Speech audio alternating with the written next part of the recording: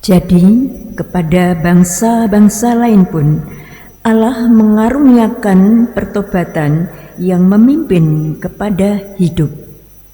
Pembacaan dari Kisah Para Rasul. Rasul-rasul dan saudara-saudara di Yudea mendengar bahwa bangsa-bangsa lain juga menerima firman Allah. Ketika Petrus tiba di Yerusalem, orang-orang dari golongan bersunat berselisih pendapat dengan dia. Kata mereka, "Engkau telah masuk ke rumah orang-orang yang tidak bersunat dan makan bersama-sama dengan mereka."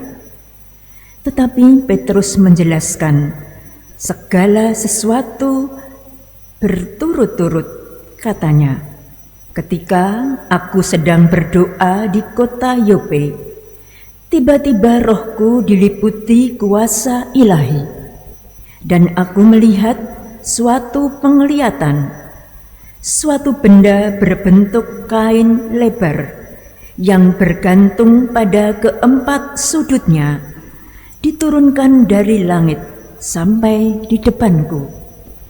Aku menatapnya, dan di dalamnya aku lihat segala jenis binatang berkaki 4, binatang liar, binatang melata, dan burung-burung. Lalu aku mendengar suara berkata kepadaku, 'Bangunlah, hai Petrus, sembelihlah dan makanlah.' Tetapi aku berkata, 'Tidak, Tuhan, tidak. Belum pernah sesuatu yang haram dan tidak tahir masuk ke dalam mulutku.' Akan tetapi untuk kedua kalinya suara dari surga berkata kepadaku, 'Apa yang dinyatakan halal oleh Allah, tidak boleh engkau nyatakan haram.' Hal itu terjadi sampai 3 kali. Lalu semuanya ditarik kembali ke langit. Dan saat itu juga 3 orang berdiri di depan rumah di mana kami menumpang. Mereka diutus kepadaku dari Kaisarea. Lalu kata Roh Kudus kepadaku, 'Pergilah bersama mereka dengan tidak bimbang.' Dan 6 saudara ini menyertai aku.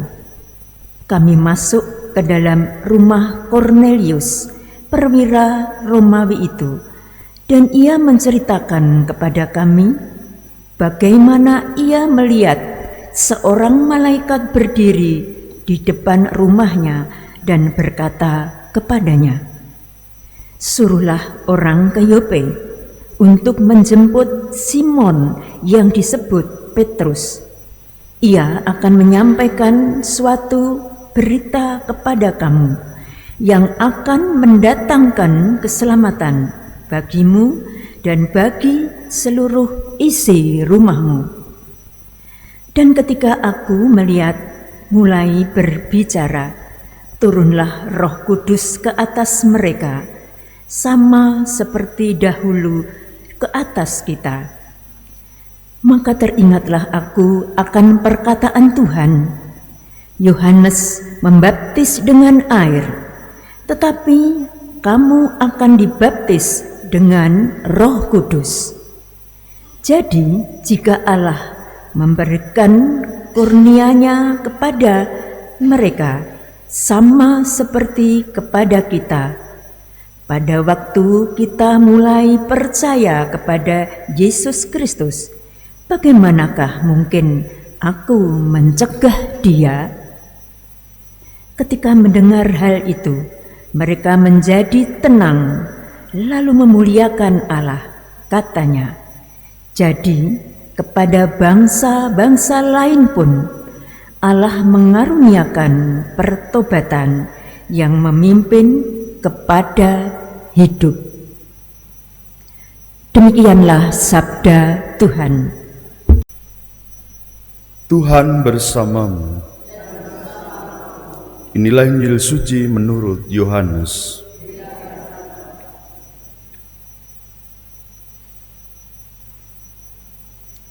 Sekali peristiwa Yesus berkata kepada orang-orang Farisi, "Aku berkata kepadamu sesungguhnya, siapa yang masuk ke dalam kandang domba tidak melalui pintu, tetapi dengan memanjat tembok, ia adalah seorang pencuri dan seorang perampok. Tetapi siapa yang masuk melalui pintu, ia adalah gembala domba. Untuk dia penjaga membuka pintu dan domba-domba mendengarkan suaranya. Ia memanggil dombanya masing-masing menurut namanya dan nuntunnya keluar. Jika semua dombanya telah dibawanya keluar, ia berjalan di depan mereka dan domba-dombanya itu mengikuti dia, karena mereka mengenal suaranya. Tetapi seorang asing pasti tidak mereka ikuti, malah mereka lari daripadanya karena suara orang-orang asing tidak mereka kenal." Itulah yang dikatakan Yesus dalam perumpamaan pada mereka, tetapi mereka tidak mengerti apa maksudnya ia berkata demikian kepada mereka. Maka kata Yesus sekali lagi, "Aku berkata kepadamu, sesungguhnya akulah pintu kepada domba-domba itu. Semua orang yang datang sebelum aku adalah pencuri dan perampok, dan domba-domba itu tidak mendengarkan mereka. Akulah pintu, barang siapa masuk melalui aku, ia akan selamat. Ia akan masuk dan keluar dan menemukan padang rumput. Pencuri datang hanya untuk mencuri, membunuh, dan membinasakan. Aku datang supaya mereka punya hidup dan punyainya dalam segala kelimpahan." Demikianlah sabda Tuhan.